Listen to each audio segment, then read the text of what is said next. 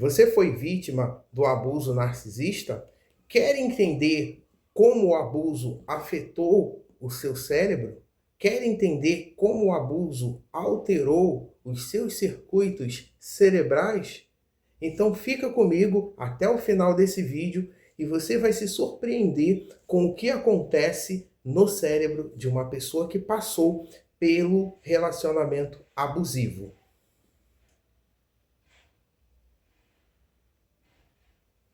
Olá pessoal, eu me chamo Sérgio, eu sou especialista em relacionamentos, sou psicólogo, psicoterapeuta e tenho formação na área de neurociência, neurodesenvolvimento e eu vou contar para vocês um pouco das alterações que ocorrem no cérebro da pessoa que passou pelo abuso narcisista.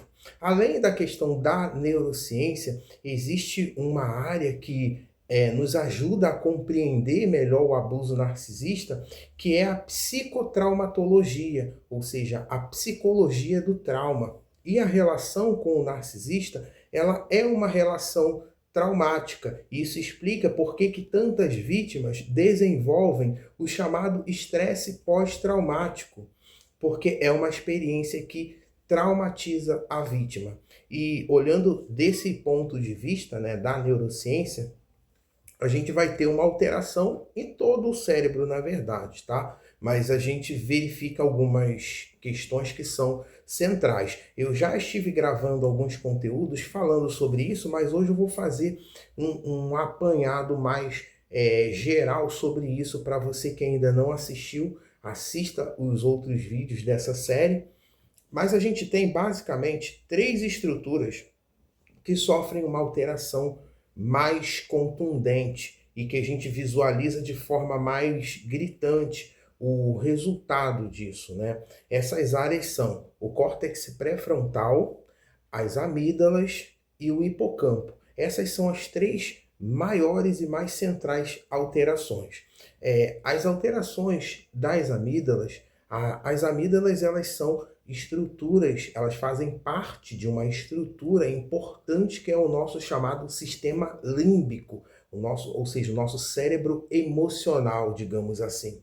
E as amígdalas, ela é o centro de processamento das nossas emoções. Isso eu estou colocando de forma didática para você compreender melhor o que eu estou transmitindo, né? Por exemplo, quando você está diante de uma situação ameaçadora, são as amígdalas que vão fazer essa detecção do medo. É ela que entende que você está numa situação de risco. E é por isso, e aí você já começa a entender por que a vítima do narcisista, ela geralmente vai ser uma pessoa que vai estar muito às voltas com questões de medo. Por isso que a vítima vive assustada, está sempre com medo, principalmente relações, né? Medo de se envolver em outras relações, medo do que possa acontecer, medo do narcisista. E quando a gente pergunta, né, geralmente atendendo as vítimas em psicoterapia, quando a gente fala assim, mas você tem medo do quê? O que você acha que pode acontecer? A pessoa simplesmente não sabe dizer, mas é o medo pelo medo. Isso acontece devido à hiperestimulação das amígdalas. Tem um vídeo onde eu exploro isso ainda mais profundamente aqui no canal, como eu falei anteriormente. A outra alteração importante que a gente observa é a alteração do hipocampo. O hipocampo, ele está muito envolvido em diversas funções, claro, mas uma delas é o processamento de memórias nossas. Então, assim, por isso que essa alteração no hipocampo, existem outros estudos, né, de neuroimagem que mostram como é que o hipocampo, normalmente de pessoas que passaram por essa situação traumática, ele fica encolhido, né? Enquanto as amígdalas que eu falei, elas aparecem mais inchadas, o hipocampo da vítima, do narcisista, fica encolhido. E isso pode ser visto por exame de neuroimagem.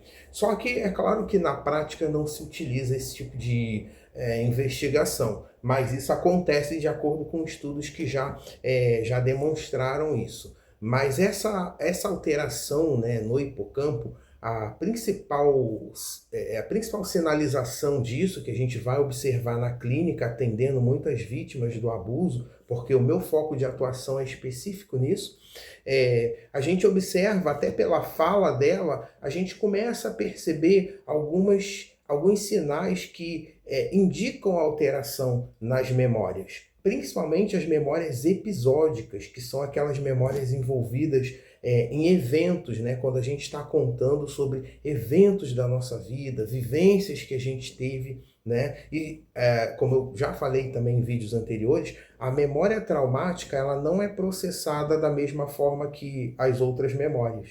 É por isso que você pode se lembrar muitas vezes de um trauma que você teve de infância, parece que foi ontem, né? De tão nítido às vezes que vem os detalhes. E também pode acontecer o oposto. Você pode muitas vezes não se recordar de um evento traumático. E passando agora, né, para a nossa terceira alteração, é o córtex pré-frontal, que é mais ou menos essa região aqui do nosso cérebro, né, que está ligada às funções executivas, né? Então ela participa, né, da parte dos nossos processos de tomada de decisão, ela participa do nosso controle de impulsos. Inclusive, um dos detalhes interessantes, né, que a gente observa nessa visão psicotraumatológica, né, da psicotraumatologia clínica, ela vai indicar para a gente, por exemplo, que quando uma pessoa passa por um relacionamento, uma experiência traumática, como as conexões com o narcisista, ela normalmente vai ter uma disfunção nessa área, haverão alterações nessa área do cérebro que vão fazer com que a vítima tenha uma dificuldade maior de controlar os seus impulsos. Então, assim, às vezes a pessoa fala, isso é muito comum, né? Ah, Sérgio, mas eu, depois que passei por essa relação abusiva, eu me vi como uma pessoa mais impulsiva, mais impulsivo. Tem alguma coisa a ver? Tem muito a ver.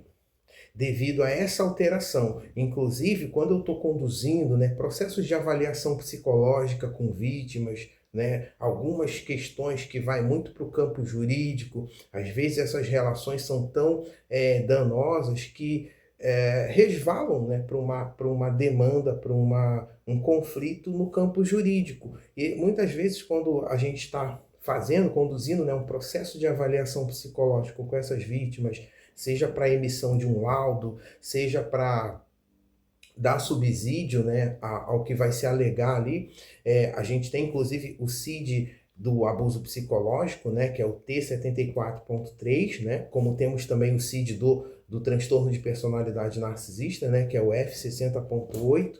Então, são situações muito recorrentes, e quando rola essa questão da avaliação, existem testes, né, instrumentos, né, que compõe ali o conjunto da obra, né, do exame psíquico, da avaliação psicológica, e tem testes que mostram a questão da impulsividade. E a gente verifica isso aparece no teste, a impulsividade aumentada. E isso acontece devido a esse tipo de alteração que acontece no cérebro das vítimas. Assim como tem várias outras, tá? Eu peço que você deixe seu comentário, aproveita, já se inscreve no canal, curte esse vídeo, ativa o sininho para receber as notificações e acompanha a gente para estarmos juntos aqui vencendo o narcisismo.